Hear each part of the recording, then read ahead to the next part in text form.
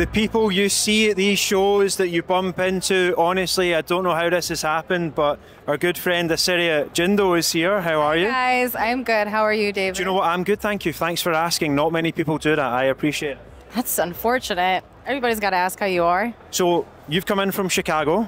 Yes, I did. They let you into the great state of Connecticut. Thankfully. Thankfully they let me in. One time only, never again. Hopefully they will. Hopefully.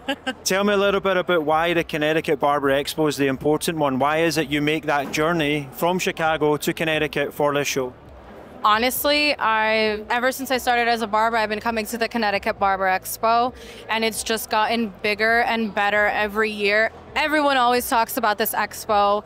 It's kind of like if you're not here, you're going to have FOMO if you don't make it. Serious FOMO. Yeah, I didn't want FOMO, but I also am here representing H14, and just the fact that, you know, we revamped the brand, gave it a facelift, the brand could not miss this expo. Well, that's actually a really good point. That's a really good point, because you mentioned FOMO, but if you're relaunching and rebranding, right? She doesn't understand my accent ever, right? I do. I'm learning it.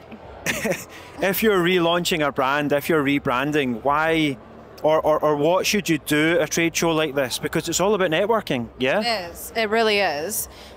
So I think the first step to rebranding is making sure the launch is on point and making sure like all the marketing is ready to go for when that product does drop or the brand does relaunch, you're ready to go and there's kind of like no faults in it.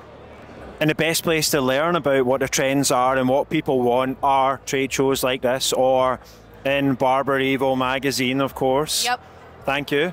Definitely BarberEVO magazine. So tell me about H14 then, because it's had that rebrand. What are the kind of product line? What is the product line? What is it that we're bringing out, and why has it changed? So the product is an Italian-made, but born in the USA product. So the quality that's in the bottles is nothing you really see at these barber shows. When you think of Italy, right? Italian products, you think of high class, premium quality, don't you? Yeah, you really do. And you think of good smelling people. So all the fragrances and the formulas are definitely top tier.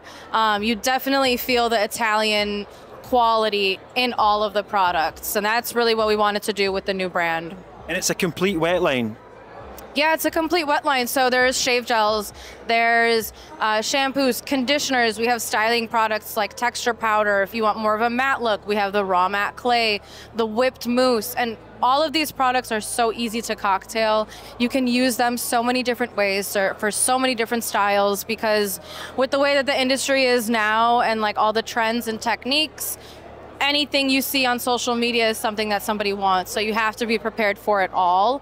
And just having like the elevated look of the quality or of the actual packaging is something that's so rare. And I really love the way that we kind of just were able to do that with H14. So you're super excited about that. When can we expect those products to be out in the market? Ooh, that's the question. No pressure, but come on. So hopefully the products will be touching down in the US right before the Orlando premiere show, which is in 2 weeks. But we do have some products here available for purchase at the CT Barber Expo. And this is why you got to come to the trade shows for these exclusives. For the exclusive products. I mean, H14 is already like an elevated exclusive brand, but coming to these trade shows, you definitely get exposed to most of those products that won't be available to you guys at home. Such a good point.